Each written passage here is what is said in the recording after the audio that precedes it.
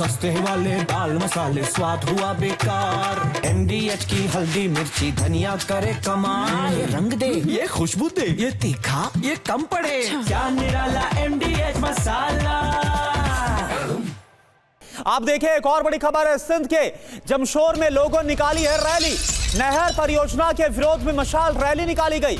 शहबाज सरकार के खिलाफ नारेबाजी और तेज हो गई है।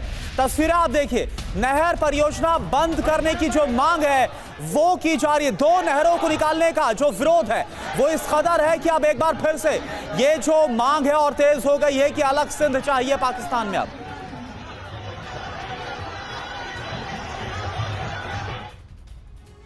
और चलिए अब आपको दिखाते हैं कि बलूचिस्तान में बगावत की वजह क्या है, क्योंकि सिंध के साथ साथ बलूचिस्तान में भी बगावत की आग और तेज हो गई है। बलूचिस्तान में बगावत क्यों, यह आप समझिए। दरअसल बलूचों पर सरकार और सेना का जो जुल्म है वो लगातार बढ़ रहा है। बलूचों की जबरन वहां पर गिरफ्तारियां हो रही है अगर कोई भी आवाज उठाता है। बलूचिस्तान में गरीबी बदहाली बहुत ज्यादा है, बहुत बुरे हालात हैं। 70% आबादी गरीबी रेखा से नीचे है बलूचिस्तान में। सरकार पर खनिजों की लूट का आरोप लगा है। बलूचिस्तान को पर्याप्त हिस्सेदारी नहीं मिल रही है। पाकिस्तानी संसद में भी कम रिप्रेजेंटेशन है, कम प्रतिनिधित्व मिलना यह भी एक बड़ी वजह है। संस्कृति और पहचान खत्म करने का आरोप भी लगाया जा रहा है।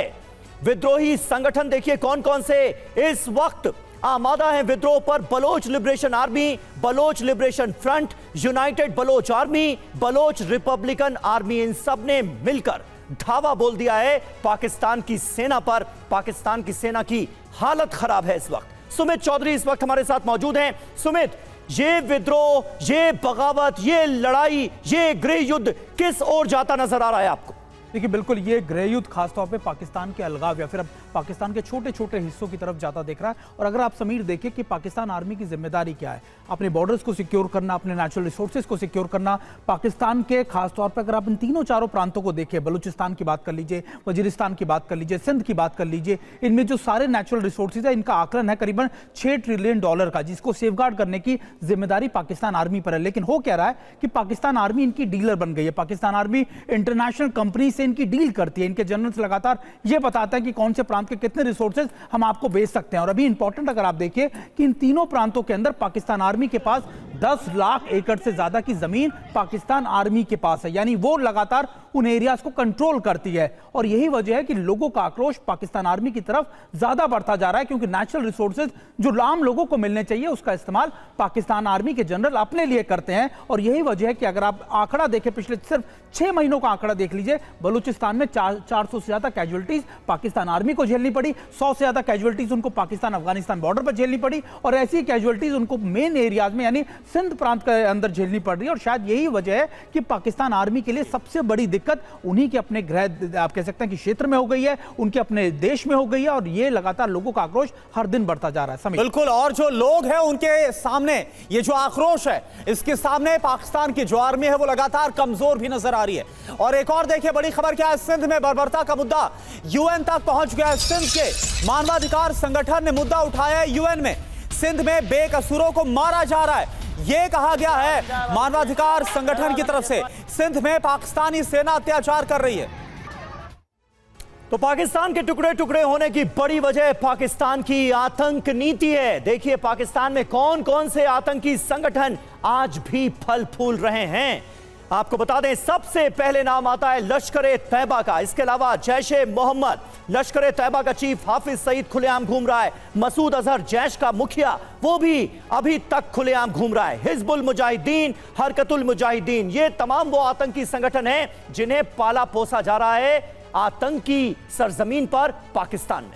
बिल्कुल, और इसके अलावा अगर बात करें जमात-उद-दावा और हक्कानी नेटवर्क की बात करें तो ये वो आतंकी संगठन है जिन्हें लगातार वहां की सेना मदद करती है। इसके साथ साथ अल-कायदा, तहरीक-ए-तालिबान, पाकिस्तान टीटीपी की अगर बात करें और इस्लामिक स्टेट खुरासान ISK की बात करें। अब हमारे साथ अमिताभ सर भी है। अमिताभ सर, क्या यही एक सबसे बड़ी कमजोरी है पाकिस्तान की, या फिर यूं कहा जाए कि गलती है कि पाकिस्तान ने आतंकवाद को पाला पोसा है, पूरा रिसोर्स, पूरी ताकत उस तरफ लगा दी गई, लेकिन उसके खिलाफ क्या हो रहा है, जो आवाज बुलंद हो रही है उस तरफ उसका ध्यान नहीं गया और आज हालात हैं जो अब बेकाबू हो चले। देखिए, पाकिस्तान को अगर उसकी सामाजिक संरचना भी देखें तो दो बड़े लोग हैं। एक तो जरदारी साहब हैं जो पाकिस्तान के सबसे बड़े जमींदार हैं, उनके पास अभी भी बहुत सारी ज़मीनें हैं सिंध प्रांत में। दूसरी जो शरीफ फैमिली है, वो कह लें हम भारत से कहें तो वो सबसे अंबानी अदानी की तरह हैं, क्योंकि वो स्टील फैक्ट्री और सबसे बड़े इंडस्ट्रियलिस्ट हैं इस समय पाकिस्तान में। तीसरी जो सबसे इम्पॉर्टेंट बात है, पाकिस्तानी सेना जो है और वो बहुत चीज़ें कंट्रोल करती हैं। वो एक टर्म यूज़ किया जाता है अंग्रेजी में, मिल बस, विच इज़ मिलिट्री बिजनेस। यानी मिलिट्री का बिजनेस इतना ज़्यादा प्रोमिनेंट है कि वो बहुत सारी चीज़ें कंट्रोल करते हैं।